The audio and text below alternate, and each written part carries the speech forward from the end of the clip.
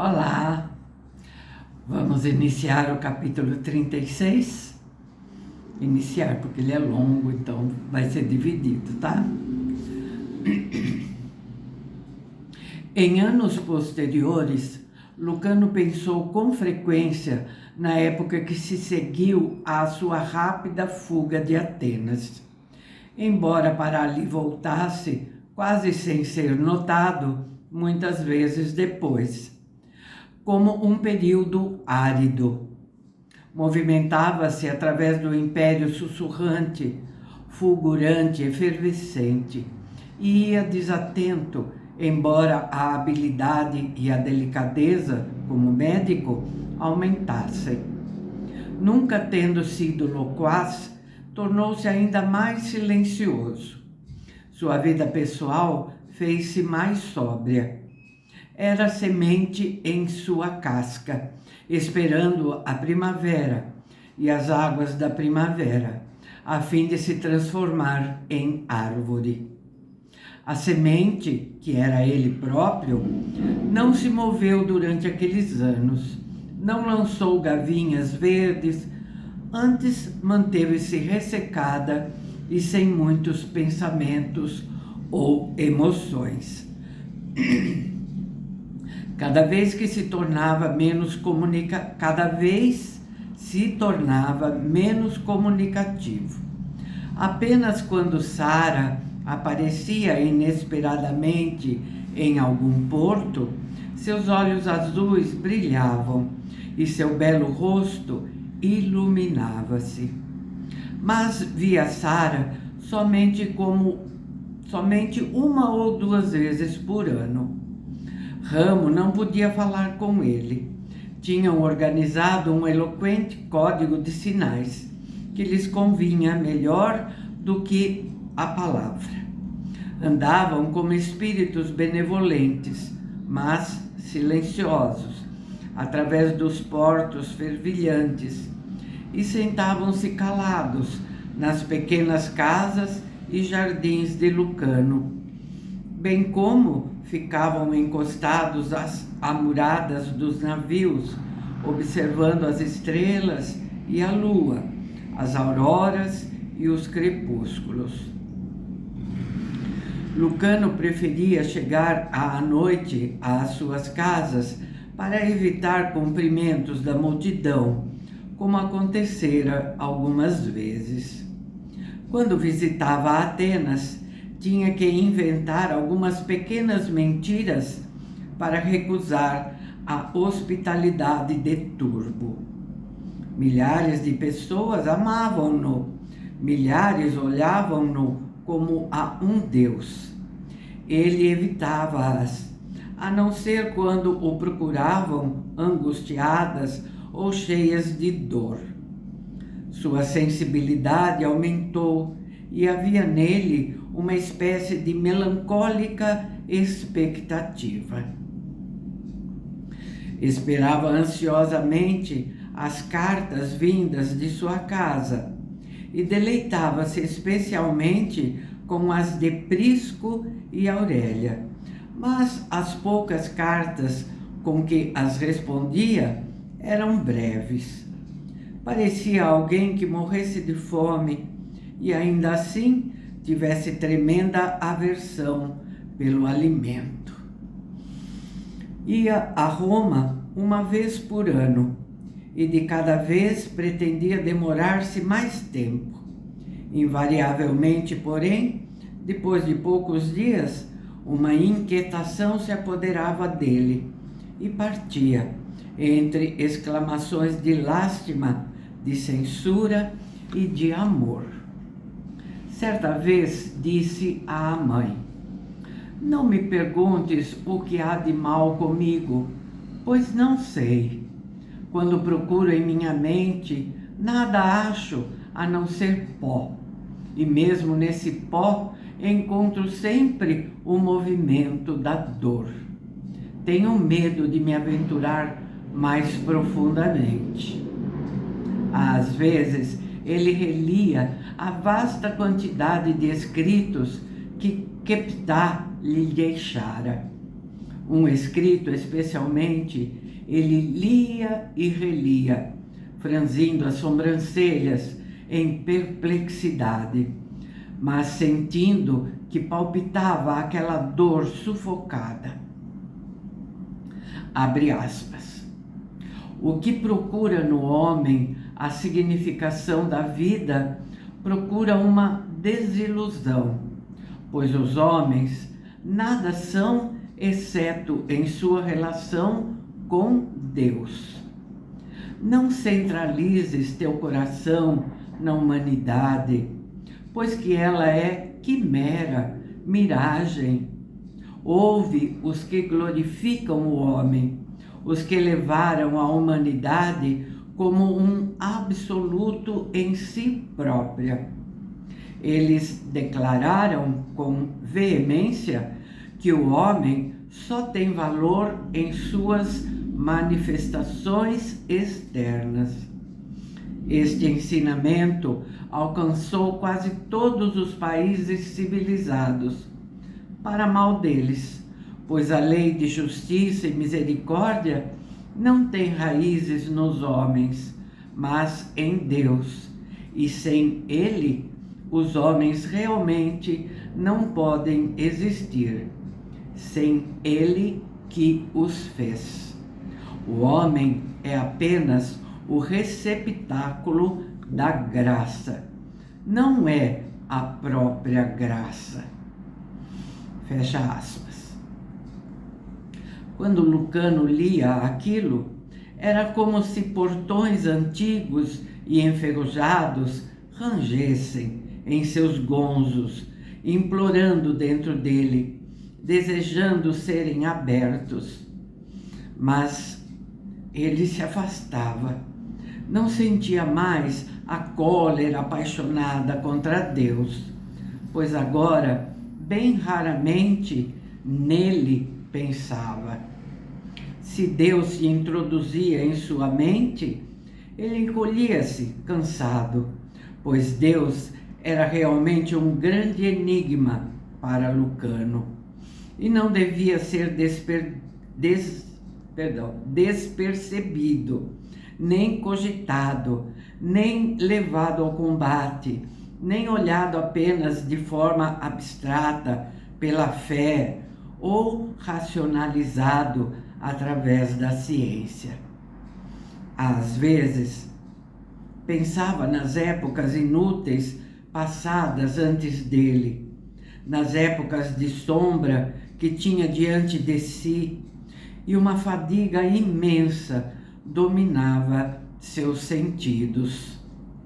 Fitava as estrelas e recordava-se das conjecturas dos astrônomos egípcios, que perguntavam se aquelas poderosas constelações não seriam planetas infinitos, girando em torno de sóis, e se novas constelações com novos mundos e novos sóis não estariam sendo constantemente criadas. Aquele pensamento intensificava a exaustão espiritual de Lucano e trazia-lhe uma sensação de futilidade. Uma vez em Corinto, um velho sacerdote muito pobre, muito humilde e muito sensível, dissera-lhe: quando estou deitado em meu catre, durante a noite, uma estranha segurança se apodera de mim, como se eu tivesse recebido uma mensagem. Deus nunca está ausente dos negócios dos homens, embora com muita frequência nós não estejamos conscientes da presença dele. Mas agora eu sei que uma tremenda revelação está próxima, mas a forma ainda não é clara para mim. Deus se manifestará poderosamente a seus filhos, de novo, como fez em épocas passadas, e a própria terra lateja em expectativa. Sinto isso, Sei isso, porque o mundo inteiro perdeu a visão de seu rosto e de novo ele a revelará, talvez em cólera, mas seguramente também com amor. Por que essa folha amarelecida numa floresta infinita? Perguntara Lucano cinicamente. Por que esse grão de areia numa praia sem fronteiras? Por que esse fragmento insignificante num vendaval? Isso é fantasia. Estavam sentados no empoeirado jardim do sacerdote, no qual os frangos ciscavam esperançosos. O sacerdote sorrira e apontara para uma galinha rodeada de muitos pintos.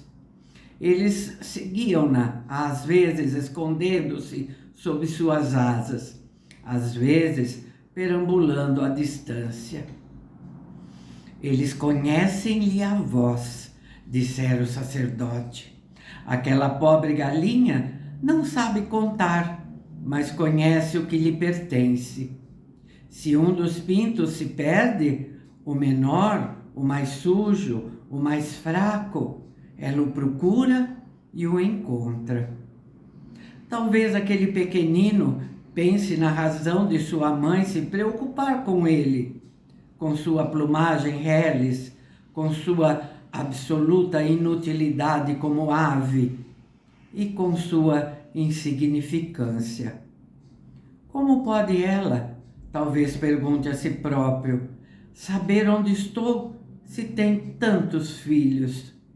E que lhe importa que eu tenha minha parte de alimento, que receba proteção e afeto? Digo-te, meu caro Lucano, que para o amor nada é inútil, nada é demasiado, nada é quantidade exagerada, nada é muito pouco. O amor jamais abandona. Para Deus, esse fragmento insignificante em que nos encontramos é tão caro quanto a sua mais vasta coroa de estrelas no espaço que fica para além da nossa compreensão. E acrescentara: tu raciocinas com a tua mente, que é a escrava cega de teus 5 e incertos sentidos. Os maiores filósofos gregos que adoravam a razão finalmente tiveram de voltar ao misterioso, ao desconhecido, e sempre com relutância, pois ele está para além de sua razão. Essa minúscula, pequenina faísca numa caverna escura e inexplorada. Deus só pode ser compreendido pelo Espírito. Lucano, contudo, entorpecido pelo cansaço, levantara-se e saíra dali. Não desejava revelação alguma. Havia ocasiões em que anelava a morte. Quando recebia cartas de sua irmã Aurélia, pensava nela como numa criança. Ao voltar a Roma, em uma de suas raras visitas, ficou perturbado ao vê-la atingindo a idade adulta. E agora que ela estava para se casar, Lucano devia assistir ao casamento dela com Cláudio Flamínio, filho de antiga e aristocrática família. A moça tinha 19 anos, ultrapassara de muito a época normal do casamento, o que preocupara Íris, sua mãe. Pretendentes não faltaram, em profusão, pois a filha de Diodoro Cirino, com seu dote, era um bom partido, além de ser extremamente bela. Aurélia, entretanto, não mostrara a urgência de se casar aos 14, 16 ou mesmo 17 anos. Sorria da ansiedade de sua mãe e não se preocupara quando Íris lhe dissera: as moças da tua idade já são esposas e mães há anos. Está pensando em te tornares uma virgem vestal? Lucano, porém, sabia que sua irmã não tinha devoção especial para os deuses, embora os aceitasse serenamente. Suspeitava também que ela não fosse de inteligência acima do comum, pois ouvira o velho Cusa queixar-se de sua falta de gosto pelos livros. Não é companheira para um Péricles, resmungou ele certa vez para Lucano. A filosofia fica além de suas possibilidades. Não se interessa por política, ações, leis e bancos, como todas as outras mulheres de Roma.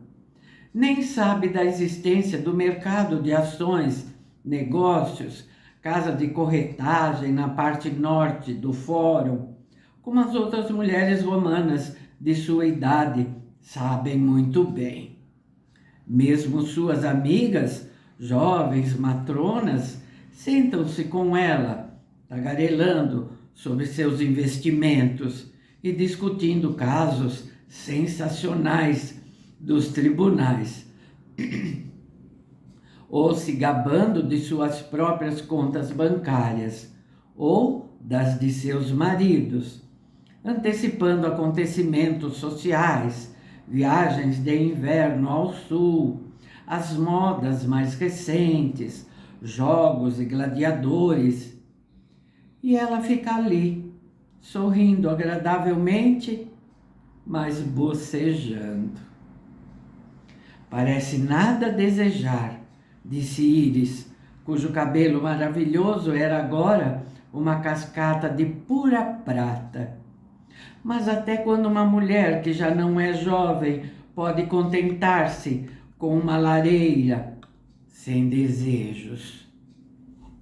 Certa vez, Lucano, persuadido por sua aflita mãe, conversou com Aurélia quando ela tinha 18 anos, uma solteirona já. Fez aquilo com relutância, pois acreditava que não se devia interferir na vida dos outros. Mas disse: por que, minha irmã, não te preocupas com o teu futuro? Nossa mãe é muito velha e viveu para além do tempo normal de vida, pois tem 54 anos. Como podemos esperar que viva muito mais tempo para proteger-te? Teu irmão Prisco é um soldado de Druso e é pai de família. Nosso irmão mais novo está metido entre seus livros e deseja ser professor. Provavelmente jamais se casará. Esperas viver teus dias nessa terra como a irmã indesejada de Prisco? Quando nossa mãe morrer e ele trouxer sua esposa e sua família para esta casa, como herdeiro que é? Mas Aurélia dera-lhe apenas um profundo e lento sorriso. Chamara-lhe a atenção para um bando de borboletas amarelas que flutuavam sobre as rosas. Fora inútil. Ainda assim, estava para se casar, com grande alívio para Íris, e o jovem tinha a idade de Aurélia. Lucano devia ir de novo a Roma para o casamento.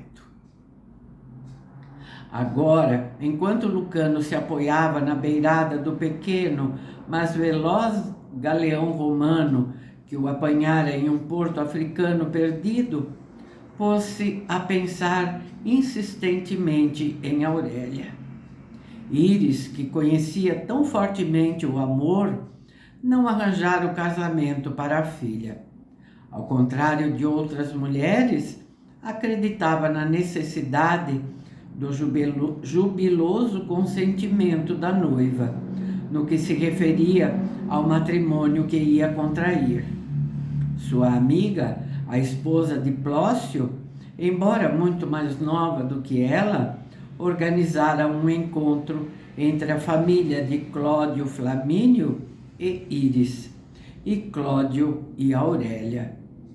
À primeira vista, haviam aparentemente sentido amor um pelo outro, embora o jovem pudesse ter escolhido noiva mais adequada, de 14 ou 15 anos, e não uma mulher de 19.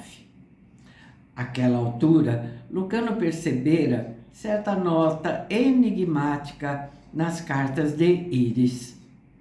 Tal fato o deixara perplexo e nada explicara. Íris deveria mostrar, sem dúvida, mais felicidade e alívio com a expectativa do casamento entre um membro de tão distinta família patrícia e sua filha. Embora a inquietação de Lucano reaparecesse a cada vez que tinha necessidade de pensar nos que o amavam e em seus negócios pessoais, forçou seu interesse por aquele caso. Toda uma sequência de quadros levantou-se diante dele, mostrando-lhe a irmã em sua infância e idade adulta.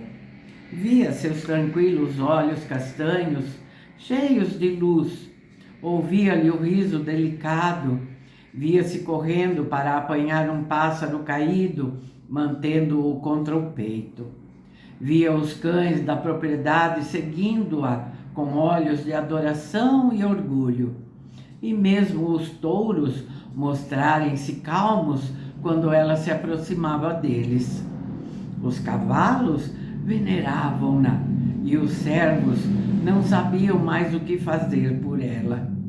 Observando o porto quente e abarrotado, com suas turbas veementes, movendo-se nas docas, e ouvindo os gritos intermináveis do Oriente, farejando seus odores fétidos ou aromáticos, Lucano pensava naquilo. Ali havia um enigma que lhe aguçava o interesse. Eu vou ler só mais um trechinho e vou parar, tá? Ramo estava ao lado dele e observava o carregamento do navio. O rosto, africano e majestoso como de costume, tinha um ar de busca ansiosa e ainda assim de confiante espera. Seu cabelo negro e crespo estava agora entremeado com mechas de um cinza carregado, mas seu corpo não mostrava sinais da idade, retendo sua força muscular e sua agilidade. Os olhos de todos, pulei uma linha. Os olhos úmidos observavam cada rosto que se aproximava. Por instinto, através de todos aqueles anos, sabia quando Lucano se voltava para ele e quando começava a pensar nele, e relanceou os olhos para Lucano, sorrindo com amor. Depois recomeçou a estudar a turba das docas. Vou parar por aqui, tá bom? Já está de bom tamanho o nosso vídeo. O capítulo ainda segue, então, quando eu voltar no próximo vídeo, a gente dá sequência aqui. Vamos ver se a gente vai participar desse casamento, né? Será? Como estão as coisas, né? Durante a história a gente vê essas coisas de idades, né? É isso. Espero vocês no próximo vídeo. Muito obrigada. Tchauzinho.